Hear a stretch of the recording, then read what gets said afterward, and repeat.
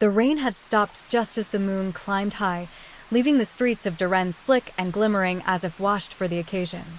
Carriages clattered toward Villa Rosamond, their wheels splashing silver arcs through puddles. From afar, the villa loomed like a jewel box cracked open, golden light spilling from its grand windows, the murmur of music and laughter tumbling into the night. Ilara Montrose sat rigid inside her carriage, gloved hands clasped tight in her lap. She could hear her mother's voice echoing from earlier. "You must smile, Ilara. Tonight, you are not here for yourself. You are here for the family." The words had been spoken gently, but with a sharp edge of desperation. The Montrose name was withering, their fortune gone, their creditors whispering. Her marriage to Lord Rivencalder would stop the bleeding in exchange for her freedom. The coachman pulled to a stop before the grand entrance. A servant in deep green livery opened the door. Ilara stepped down, letting her silver skirts fall gracefully over the carriage step. The gown had been chosen to make her look like a vision of moonlight, an illusion of ethereal grace to distract from the shadows gnawing at her family name. The air was thick with the scent of roses, roses in garlands around the marble columns, roses floating in crystal bowls on the terrace, roses scattered like crimson whispers on the white marble steps. Inside, the ballroom shimmered with the light of 100 candles caught in crystal chandeliers. The air was warm, fragrant with perfume and wine, pulsing with the rustle of silk and the deep thrum of the string quartet. Laughter rose in waves, punctuated by the clink of crystal and the polite murmur of political maneuvering disguised as conversation. She lingered at the edge of the ballroom, taking in every detail. The gilded cornices above, the velvet-draped alcoves where whispers curled like smoke, the glitter of rings and jeweled hairpins as dancers swept past. For a moment, she allowed herself a breath of solitude. Riven had not yet arrived, meaning the room saw her as Ilara Montrose, not yet as Lady Calder. That small distinction was a fleeting freedom. Her gaze drifted idly across the crowd until it stopped. There, half-shadowed beneath a sweep of crimson velvet, leaning with casual elegance against a marble pillar, was a man whose presence struck her like a note plucked on a string she thought had long since broken. Cassian Vale. Her breath caught audibly. 3 years gone. No letter. No explanation. Nothing but a single black feather left in the case of her violin the night he vanished. And yet here he stood, older, perhaps harder around the edges, but with the same steady gaze that seemed to pull the air from the room. And he was watching her. The world narrowed until there was only him. Cassian Vale had always been magnetic in a quiet, almost dangerous way, not the kind of man who filled a room with noise, but the kind who drew it toward him without effort. Tonight, his black tailcoat fit like it had been cut to his bones, the faint shine of polished boots catching the light as he shifted. A silver watch chain glinted at his waist, and his dark hair was swept back just enough to reveal a sharper jawline than she remembered. Her mind was a riot of questions. Why now? Why here? Before she could take a step toward him, the sea of dancers shifted, and he was swallowed by a swirl of brocade skirts and black coats. She rose onto the tips of her silver shoes, scanning over hats and hair ornaments, but he had moved further into the shadows. Ilara. Her name, spoken in the smooth, practiced tone she had learned to dread. She turned and found Lord Rivencalder standing a breath too close. His blue eyes, the color of clear winter sky, held a glint that might have been affection to those who didn't know better. "You look breathtaking," he said, his gaze traveling down her gown and lingering just long enough to feel like a claim. "Thank you," she replied, voice neutral. He extended a gloved hand. "Dance with me." It wasn't a question. The orchestra began a waltz, the violins aching in high notes. Riven guided her onto the marble floor, his hand pressing at her back with the precision of someone accustomed to control. "You seem distracted," he observed. "Do I?" she asked lightly, letting her eyes wander past his shoulder, scanning the crowd for that familiar shadow. Riven's mouth curved into something that wasn't quite a smile. "You forget, I know your tells." He spun her sharply, making the silver hem of her gown flare. "You're thinking of someone." She forced a polite laugh. "Perhaps I'm thinking of champagne." But the truth clawed at her ribs. Cashin had been here, which meant his absence from her life hadn't been death, illness, or cowardice. He had chosen to vanish. That knowledge stung more than the memory of losing him. The dance ended, applause scattered like falling rain. Before Riven could draw her toward another, she murmured, "Excuse me," and slipped away, leaving him standing among the applauding crowd. She threaded through the guests, skirts brushing against velvet chairs, her steps soft against the marble. She scanned every alcove, every curtained shadow until the terrace doors came into view. One of them was ajar, a faint night breeze teasing the heavy drape. She slipped outside. The terrace was bathed in moonlight, its stone balustrade gleaming pale against the dark gardens below. The scent of roses was stronger here, mingled with the cool freshness of the rain-damp air. Cashin stood at the far end, his back to her, hands braced on the marble railing. The moonlight limned the line of his shoulders, the dark fall of his hair. Cashin. He turned. Slowly. Elara. He said her name like a memory he'd been trying not to touch. His voice was lower than she remembered, rougher, as if the years had left their mark. "You shouldn't be here," he added. Her pulse drummed. Her ears. "Neither should you." He gave a faint, humorless laugh. "You don't know the danger you're in." She stepped closer, the sound of her heels sharp in the night air. "You disappeared without a word. 3 years, Cashin. And now you're here, in the same room as my fiancé, and you think I don't deserve an explanation." His gaze flickered, a brief crack in the steel. "If you knew why, you'd hate me." "Try me," she whispered. He looked past her toward the ballroom, scanning as if expecting someone to emerge. "Riven Calder ruined your family on purpose. He orchestrated every debt, every failed investment. He backed your father into a corner so narrow the only escape was to sell his daughter into marriage." Her throat tightened. "You expect me to believe?" "I have proof," Cashin said. "But he also has proof of something else. Something that could destroy my family and me. If I stayed in Duren, he would have used it. I left to keep you safe." Her hands curled into fists at her sides. "Safe? You left me to be given to him like a prize mare." "I thought," he hesitated. "I thought if I disappeared, he'd stop tightening the noose." The terrace door slammed open. Riven stepped out, his expression carved from marble. "How touching," he drawled. "The long-lost suitor returns." "I should thank you, Vale. You made my courtship so much easier." Cashin's jaw tightened. "Let her go, Riven." Riven's smile was a knife. "She is mine now. And you're a ghost who should have stayed dead." Riven extended a hand toward Elara. "Come, my dear." Cashin's voice was low but urgent. "Elara, you don't have to." Her heart thundered. One man promised gilded safety built on lies. The other offered danger steeped in truth. For one suspended moment, the world held its breath. The decision had barely begun to form in her mind when the shot rang out. The chandeliers inside trembled with the sound. Cashin staggered, a bloom of crimson spreading across his white shirt. Riven lowered the smoking pistol, his eyes cold. "Some debts can't be repaid." Elara fell to her knees beside Cashin. Rain began to patter on the terrace stones. His eyes searched hers, desperate, fading. "Play for me, one last time," he whispered. And then the light in his gaze began to dim. Elara knew this wasn't the end of their story. This was the beginning of her revenge. The terrace erupted into chaos. Guests spilled outside, drawn by the sound of the gunshot. Gasps, shrieks, the metallic scent of blood mixing with the perfume of roses. Riven stepped forward with the smooth authority of a man used to bending the truth. "This man attempted to harm my fiancé," he announced. "I acted in her defense. It was a lie, but one delivered with such icy conviction that murmurs of agreement rippled through the crowd." Elara's dress was soaked where she held Cashin's head against her lap. Her fingers, trembling, pressed against the wound, but the crimson kept seeping between them. Guards pushed through the gathering and a physician knelt beside her. Riven rested a hand on her shoulder, a theatrical gesture for the onlookers. She shrugged it off with enough force that a murmur rose. "Elara," he said softly, a warning wrapped in affection. "You're in shock. Come inside." She did not look at him. She looked only at Cashin.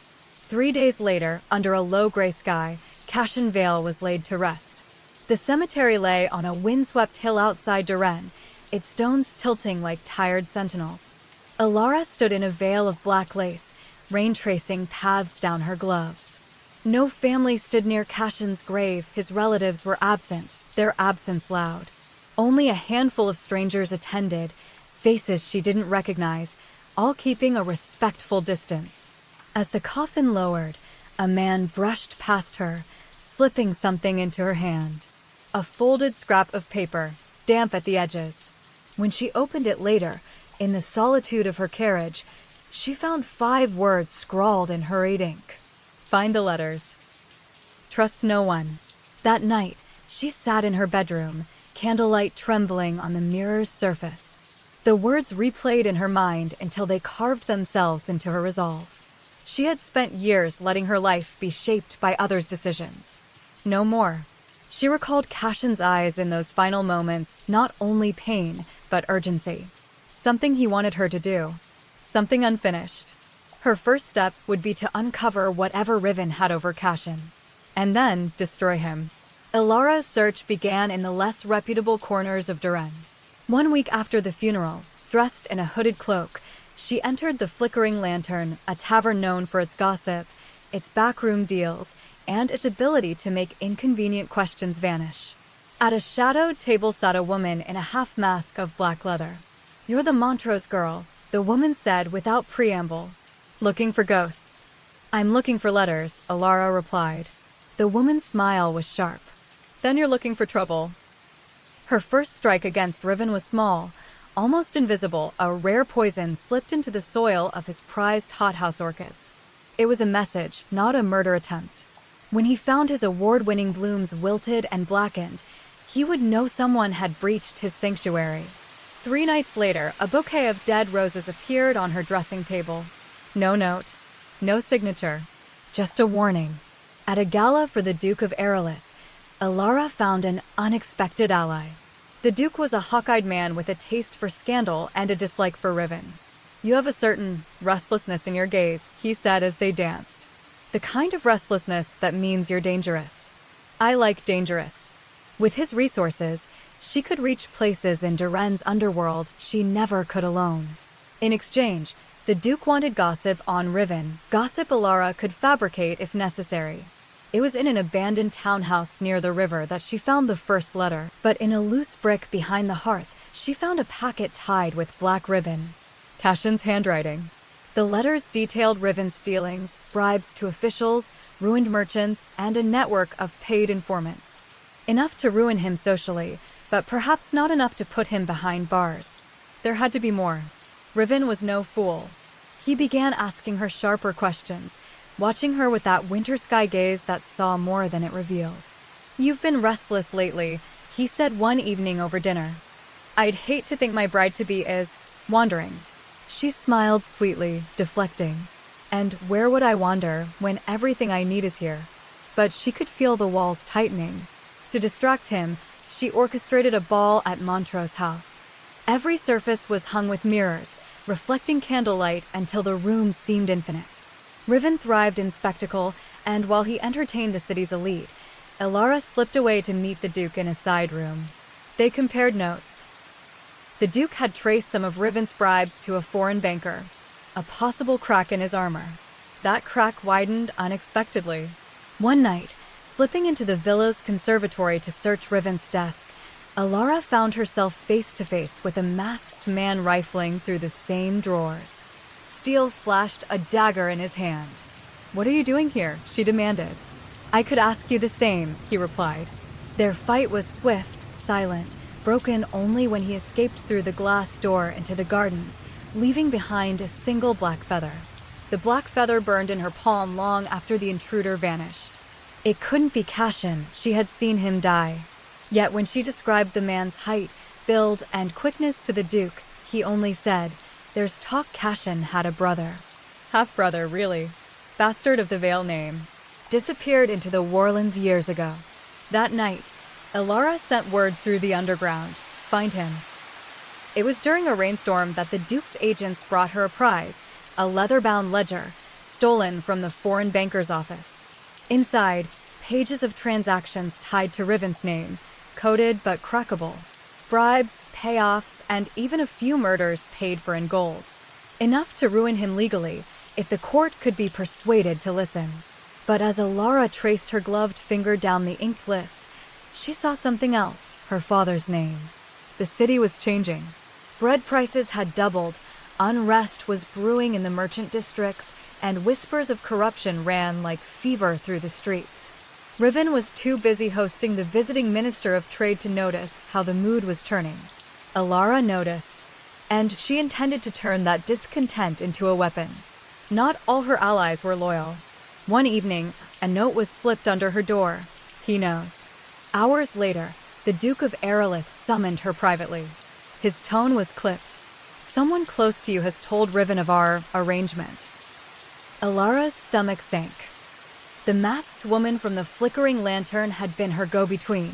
Too convenient. At a dinner celebrating the minister's departure, Riven raised a glass to his radiant bride-to-be. She had been careful, switching the wine in her goblet with the glass meant for him. But as the toast ended, he smiled faintly and set both glasses aside. "You'll have to do better than that," he murmured.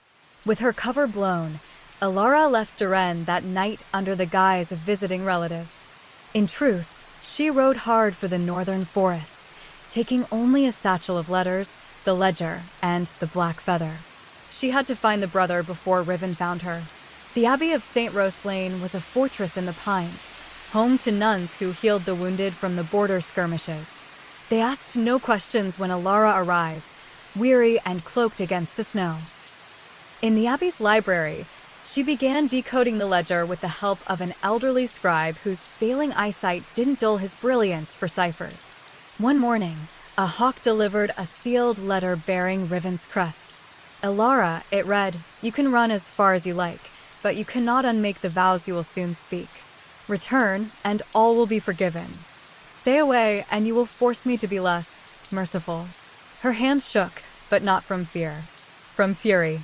2 months later, she returned to Duren, not as herself, but as Lady Varel, a widow from the coast. With her face half hidden beneath a mourning veil, she slipped into Riven's circles unnoticed. It was at a merchant's banquet that she saw him, the man from the conservatory. The meeting was too public to confront him, so she arranged a performance at the Grand Opera. From a private box, she watched the masked man enter and take a seat in the shadows. When the curtain fell for intermission, she joined him. "You're Cashin's brother," she said. He removed the mask. The resemblance was undeniable, the same sharp cheekbones, the same intense gaze, but colder. "I'm Corvin Vale," he said. "And if you're here for revenge, you'll need me." Corvin Vale was nothing like Cashin. Where Cashin had carried warmth under his guarded manner, Corvin was steel from the start. "I didn't know Cashin had a brother," Alara said. "Half-brother," he corrected. "Same father, different mothers. He inherited the charm, I inherited the rage." They met in a disused opera dressing room, its gilt mirrors cracked, its scent of dust and grease paint lingering. "I have evidence," she said, laying the ledger and letters before him. "I have weapons," he replied, producing a dagger and a map. "Together, we might make a war."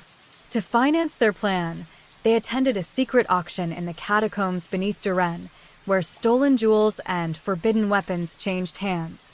The air was damp, lit by torches. Corvin purchased a ledger of mercenary names. Alara bid on coded correspondence belonging to one of Riven's allies. When the auctioneer recognized her voice despite the veil, Corvin's hand went to his knife, but no one dared speak her name aloud. Not here.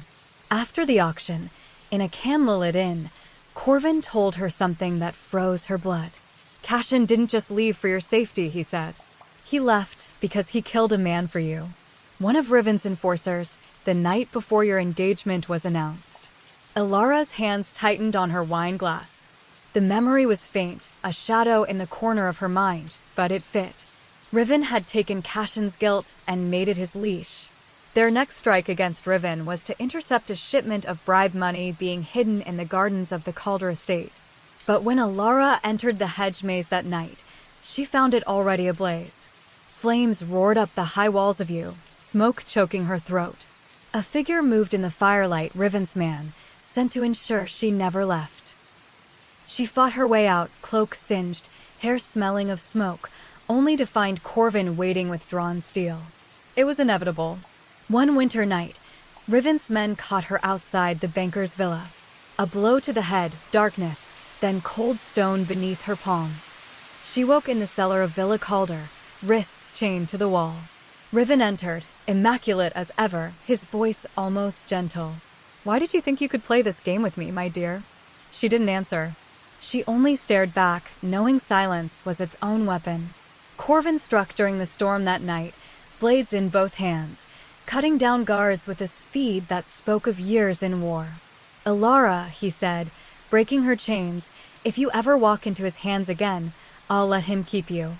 Her knees shook as they fled through rain-slick corridors, but her grip on the ledger never loosened. With the Duke's men, Corvin's mercenaries, and a dozen bribed guards from Riven's own ranks, they surrounded Villa Calder under cover of night. The rain masked their approach, lightning flashing over the marble facade. Inside, Riven was hosting a midnight supper for his allies, unaware his empire was crumbling. Alara found him on the upper balcony, his coat thrown over his shoulders, a pistol in hand. "So it comes to this," he said. "Bride against groom." She held no pistol, only a rapier taken from one of his guards. "You took everything from me," she said. "It's time you gave it back." Steel met steel in the rain, each clash ringing like a bell tolling for the end. The duel ended when Riven slipped on the wet marble. She didn't hesitate. The blade found its mark beneath his ribs. He stared at her, disbelief and something like admiration in his eyes. Then he was gone, the rain washing his blood into the dark below. In Riven's study, behind a false panel, they found one last letter in Cashin's hand. "If you are reading this, it means I failed to kill him. But it also means you are alive. That is enough." Alara read the words twice, the ache in her chest sharper than any blade. Corvin's hand rested briefly on her shoulder. "We won." But she knew the war inside her had only just begun. The morning after Riven's fall, Duren felt quieter. The city's elite whispered over breakfast tables, trading theories on the Calder downfall. The merchant districts buzzed with news that some of their debts would be forgiven, a calculated move by Alara to win loyalty. The Duke of Aerolith became the official face of the transition, but everyone knew who had orchestrated the fall. Alara did not bask in it. She buried herself in letters, meetings, and the slow dismantling of Riven's network. "You don't need me anymore," Corvin said one morning, fastening the strap on his travel pack. "You could stay," she offered. He shook his head. "I am not Cashin, and I can't be what he was to you. My place is elsewhere." He left with the sunrise, leaving behind only the dagger he had used to cut her chains. Weeks became months. The Calder estates were sold off to pay restitution. Corruption trials filled the courts.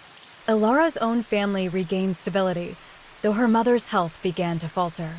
She oversaw the creation of a fund for the war-wounded and quietly supported reforms that broke the merchant guild's monopolies.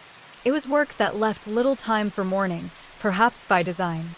One winter evening, sorting through Riven's possessions, she found her old violin case. Inside, the black feather still rested against the velvet lining. She lifted the instrument, the strings dusty but intact.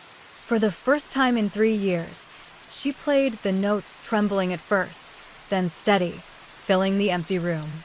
An artist came to paint her for the city archives. When the canvas was unveiled, she saw herself as others did, poised, untouchable, the faintest smile curving her lips. But she thought of how Cashin had once drawn her in the margins of his letters, laughing, wind in her hair, and felt a pang so sharp she had to look away. Spring brought the Festival of Lanterns. Thousands of glowing orbs floated down the river, carrying written wishes to the sea. Alara stood on the bridge, holding a single lantern. On the parchment inside, she wrote, "I forgive you." She let it drift away, watching until it was only one more flicker among hundreds. Months later, a stranger arrived at her door, a young boy with Cashin's eyes. He said, "If anything happened to him, I should find you," the boy whispered. The revelation struck her silent. The boy carried no claim, only a small pouch of coins and a folded page from Cashin. Protect him as you would have protected me.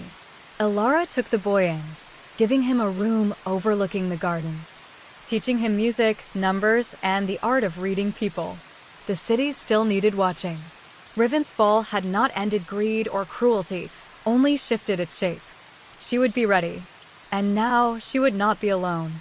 Sometimes, at dusk, she stood on the same balcony where Cashin had fallen. He roses had regrown, climbing the marble in red blooms. She would close her eyes, hearing the echo of his voice, "Play for me, one last time." And she would, the music carrying into the night, as if he might hear it wherever he was. Years later, when her name was spoken in Duren, it was with a mixture of awe and caution. She had rebuilt her family honor, reshaped his politics, and left a trail of only men who had resurrected. Her first who knew her best said that every so often, late at night, she would take out a black feather, set it on a music stand, and play a single piece, soft, haunting, and unfinished. Her last serenade, for him.